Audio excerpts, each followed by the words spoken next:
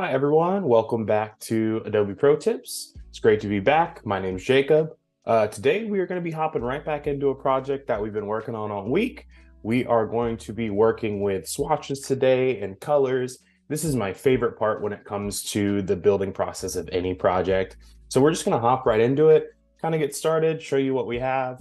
As of yesterday, if you missed it, you can go back and watch the update of that stream. So what we did is we essentially built out our entire menu. We're pretty much done with the entire design process. Now, really, we're wanting to add in those fine details like color and adding the different texts that we need and getting our color studies down and just adding those little details, which is personally my favorite part once we have our groundwork down. The best part about color studies and building out colors is we can pull from a lot of different references and we can use a lot of different resources that we have access to, which ends up making it just such a more fun and fluid process than maybe pulling a specific character out of your brain or, designing or choosing the right font or anything along those lines too, because you can keep this original and have a lot of fun doing it. So there's a few different ways that you can build out your characters with color and build out your designs with color. I have 3 artboards down here, so we can really experiment today, really get a vibe across multiple different cool colors and warm colors and neutrals and really kind of see what works best for this project. But instead of actually starting in Illustrator, we are going to be starting in Adobe Colors, which is like one of my favorite resources for color grading or color studies or anything along those lines too.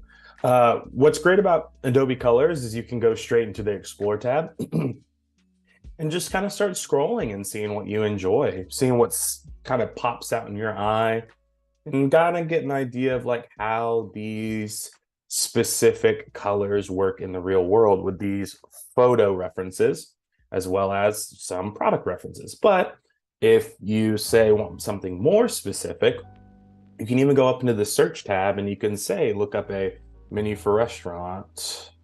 And sometimes, if we can spell restaurant, there we go. And we can kind of get a general idea of some menus and in some food sections, things like that as well. Or we can go down to the trends tab and kind of start digging through what's popular right now, like with graphic design or illustration or UI and UX design. And you can really get into the nitty gritty of what specific medium you're working in. Because when it comes to colors, colors are incredibly important with conveying your message with your work. It's, when you're looking at a specific app, when you're shopping on a specific website, when you're looking at a billboard, all those colors can mean different things for you, can give you different feelings, and you want them to be inviting and eye-catching and colorful. I think the benefits of what we have in this day and age is we're starting to branch out more into fun, bright colors that really just totally grab your attention and not really are traditional. And I think we can lean into that the most with UI and UX design. This is really something that updates consistently. So for me, as well as for you, this is going to be something that's completely new. What I look at in advance, so yesterday may change from what pops up on the trending tab today. And I think that's what's great is we can constantly get that ebb and flow. And Adobe gives us that constant update of what's trending right now. What is the thing that people like? What makes things pop? So we can just pop through scroll through, I should say, the UI and UX and kind of get a general idea of what we're feeling. For me personally, I always tend to lean more towards earth tones when it comes to any of my projects, especially projects that are going for a more modern look like our menu. But that doesn't necessarily limit us to just using earth tones. So for instance, I'm loving this kind of yellow gradient across with this kind of like earthy, brownish, black. Definitely some great colors. So there's a few ways that you can go about importing this into your Adobe account, or I should say your Adobe software. In this case, for this demonstration, we're just going to download it as a JPEG. It'll come right to our computer over here, and we can just keep scrolling. So I'm kind of liking these colors as well. These greens and blues are great. I think we should take our time, kind of figure out what we're going for. You can see there's some Android colors, there's some lime greens, some emoticons. And we're getting some good options. A lot of stuff that catch my eye immediately, but I think I still want to go a little bit further and see what we can grab. And even better so, let's try hopping over to the graphic design section. So if we pop over in the graphic design section, I think colors like this pop incredibly well, especially with that orangish and on that yellow. It looks very appealing to my eye, very beautiful. So we can download that one as well. I'm really, really liking that one. This is kind of in the same vein, also kind of popping to my eye as well. I kind of like this one as well too, with this kind of taupey gray color and this black, talking about those earthy kind of tones. So we may loop back around to this one, but let's keep seeing our options.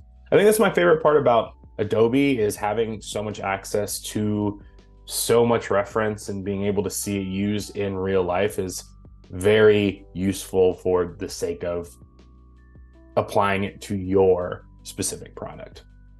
I'm really liking this black and green, but I think that might not be in the realm of what we're going for this specific project. See if we can find any earth tones like we talked before. Getting close. A little bit of scrolling. There was something I saw on page 2 that I might go back to just for time's sake. Yeah, so let's pop back over to actually maybe the 3rd page. And let's grab this one. So we'll go ahead and grab that. And what we can do is we can scroll back over here, go to our downloads, and here we have all of our swatches. And what we can do is just scale these down and bring these over like this. Perfect. So here we have our 4 swatches. What I can go ahead and do now, just to make sure that we have enough artboards to work in this space, is just bring up our artboards tab and make one more version of this design. And we'll just center it up. Perfect. And really what we're going to be doing now is we're going to be adding these color swatches to our swatches panel. We're going to be wanting to make swatch libraries. Swatch libraries are something that's very, very new to me specifically. They're incredibly useful for working on multiple projects with multiple different clients, because over time, if you're wanting to reference specific color studies, you're definitely going to want to continue to be pulling from the same swatches. You're not going to want to be guessing or trying to color match. You do have the eyedropper tool. By clicking eye, you can see that, which is useful, but there's artifacting, there is working in RGB or CMYK that can really just kind of put you in a weird spot. You want that consistency and that accessibility for yourself and for your client, and it just saves you a little bit of time. So what we'll do is we'll bring up our swatches panel, and you'll see we have our default swatches and our default swatches folders. The first thing that you want to do is you're going to want to add a new folder or a new color group, I should say, for this specific project. So we'll start with the top left and we'll name that our earth tones. You can go ahead and click on that. And the easiest way that you can add your swatches to these swatch libraries is just click I on the keyboard as a shortcut to get to the eyedropper tool. Click on your swatch color. In this case, it's just going to be that kind of dark brown. And we'll click on our folder, click new swatch, and click OK. And as you can see, it added that swatch to our folder. And we're just going to do that for pretty much every other color. New swatch, enter. You can name these colors if you want to. Whoops, looks like we weren't highlighting that folder. That is important. We definitely want to make sure we're highlighting the folder that we're adding it to, or it'll just add it to the default. So you can name these swatches if you want to. In my case, I am not going to today, just because We really are working in a very limited color palette between 2 and 5 colors. So we don't necessarily have to worry about maybe getting confused or anything along those lines. Adding these last 2 for this first option.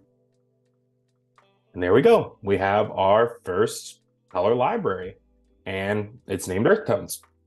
So pretty much what we're going to want to do is we're going to want to do that for pretty much every other swatch that we have here. It's super easy, it's super straightforward, and it really kind of just gets us moving and grooving super fast. So I'm just going to give myself about 2 minutes, and we will add those in. So we'll do color study 1.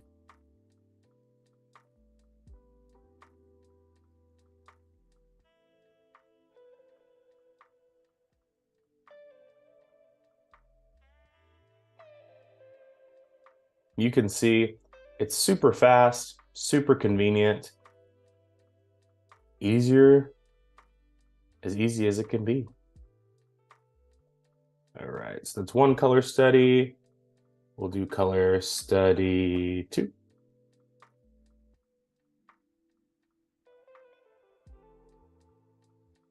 See if we can get that back in here. There we go.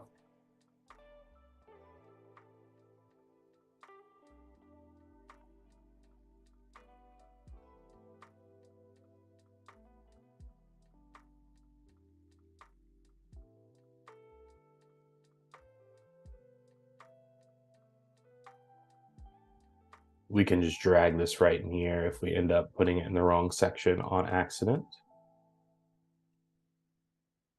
And then just 1 more, color study 3.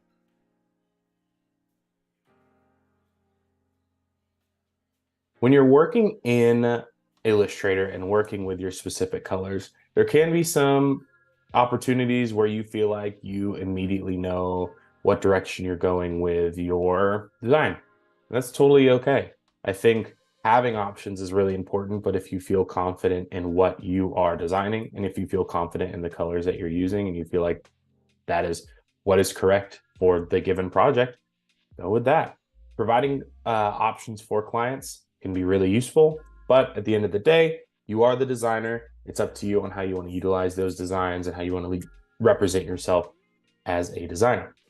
So we can go ahead and delete these swatches, or I should say these JPEGs. And as you can see, now we have our swatches panel fully laid out, ready for us to just start plugging in colors. I want to go ahead and lead with our earth tones.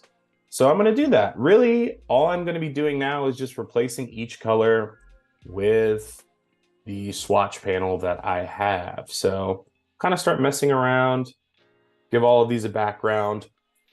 And one thing we're going to want to do as well is obviously match our strokes and our outlines, or I should say our shape building tool with the colors that we're using. So we'll go ahead and click on our character, click on the shape builder tool, and we'll just fill in those colors real quick.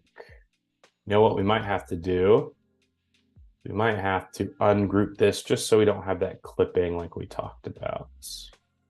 Just like yesterday, if you missed us working with the shape builder tool, you can watch that video on Adobe Live right now, maybe after this one. So go ahead and fill out these. Make sure that we're matching the color of our background. Perfect. And we'll change that outline as well. Underneath here, we'll just click on that outline, go to stroke, make sure everything's matching. Perfect. So now we have that bit of an outline. And now we can kind of start messing around with the text. In my mind, where I see this text leaning in is in more of a brownish tone instead of just a pure black. So we can go to our swatch, go to our swatches panel, kind of start messing around with that. Like I'm loving how this looks. Might even be able to go a little too light. Kind of liking this, I'm not gonna lie. That dark brownish color. I think I'm liking more of, I don't know. I think I'm liking more of that dark brown the more I look at it. So what I'm gonna be doing is I'm just gonna be matching up all of our characters and our text with that specific color. So our quick fix will be clicking on that top character. Boom. Easy peasy. And we'll just use the shape builder tool again. Make sure to click on our character and just fill out these pieces.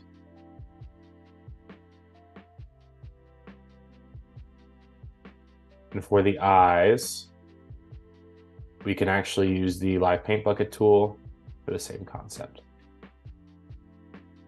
Even easier now, what we can do is we can just click on all of the typeface because it is all going to be in the, not the stroke, but in the actual fill.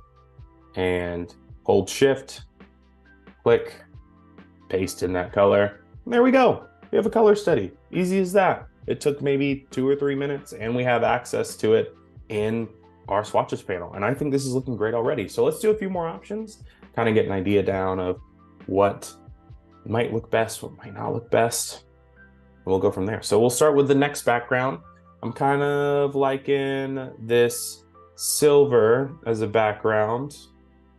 So we'll go ahead and extend that across our artboard. Push it to the back, holding Command and bracket on the left side. And we'll go ahead and match our character to this.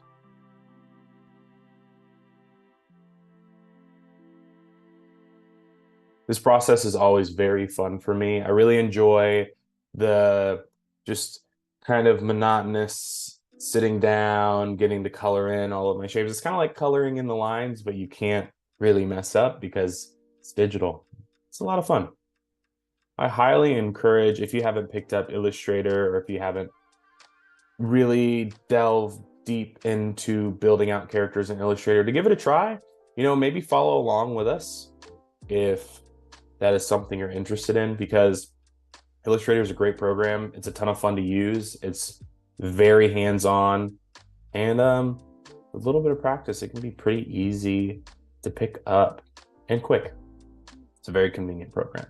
So we'll go back into our swatches panel. And what I kind of want to do for this one, just for the sake of consistency, is I want to just click on all these and see how these look switched out. Not a huge fan of that. Not a huge fan of that either, or this. It's looking okay. I'm almost liking the black on the silver more than anything else. Like maybe not fully black, something in this realm. Kind of got like a gray look to it. I'm liking this. Don't know if it's my favorite, but we can roll with it.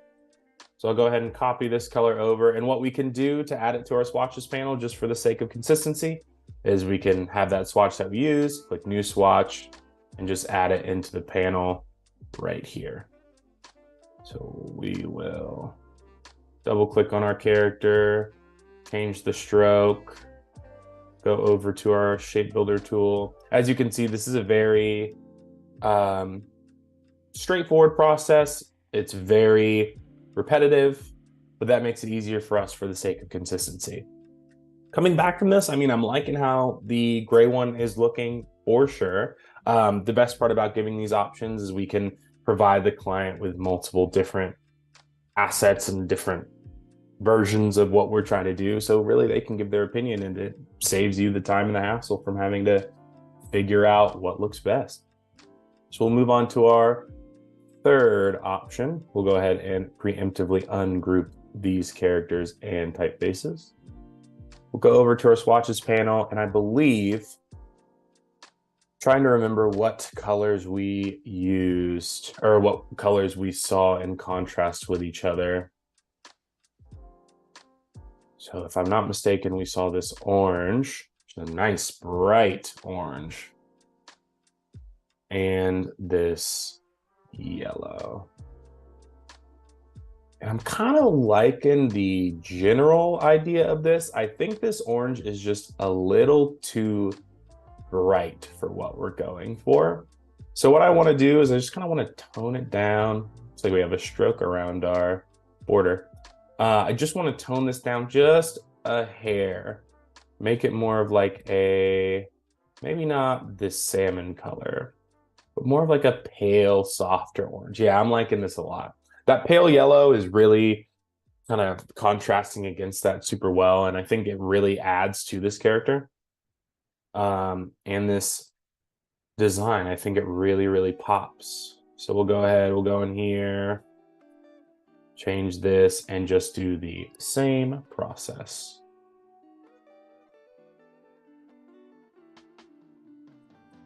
I will say one thing that I am starting to realize, at least in my day-to-day as a graphic designer and starting to do this as a full-time job and working in this field for over a year now, I tend to gravitate more towards very colorful packaging and colorful design work than I do with any other products. I think products that have good packaging, at least for people in our age range or our generation, tend to just gravitate towards us more. We see things that may be organic or maybe ethically sourced. And I think when companies put their effort into those things, it tends to show with product packaging. They tend to, if they're going to put in the effort to, I should say, be ethical, they also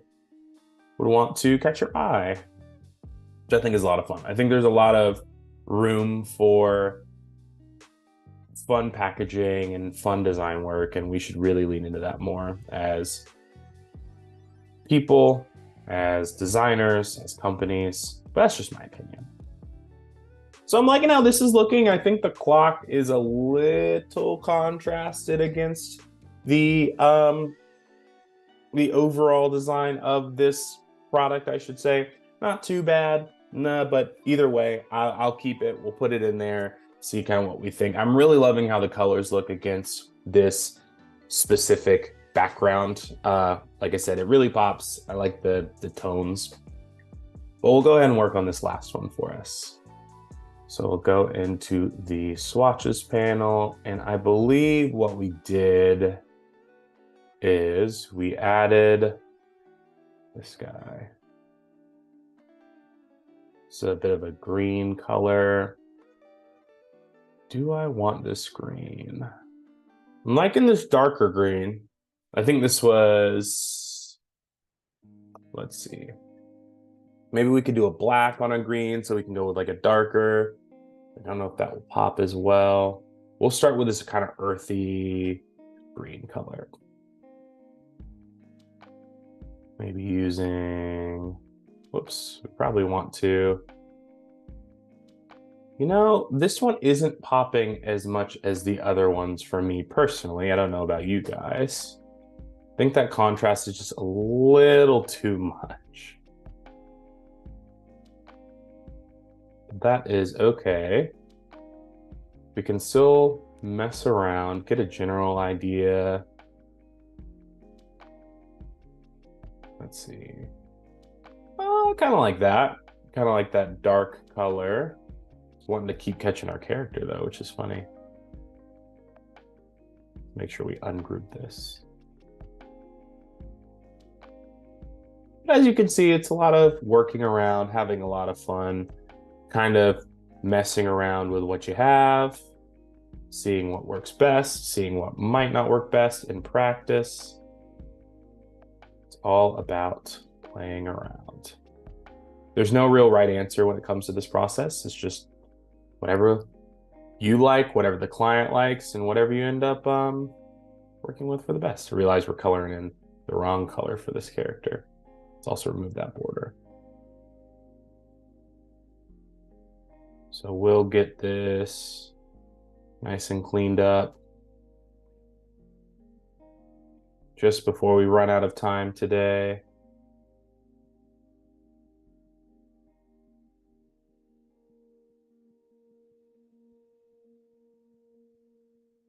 Copy this over. Now we're speed running, of course. Click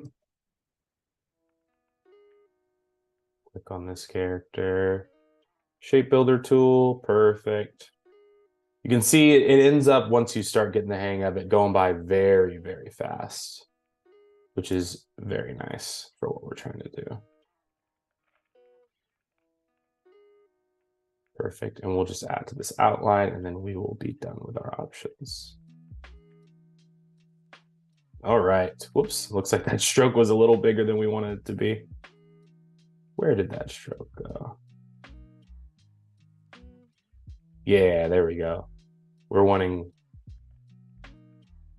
this color for that stroke. Go back a group. Maybe.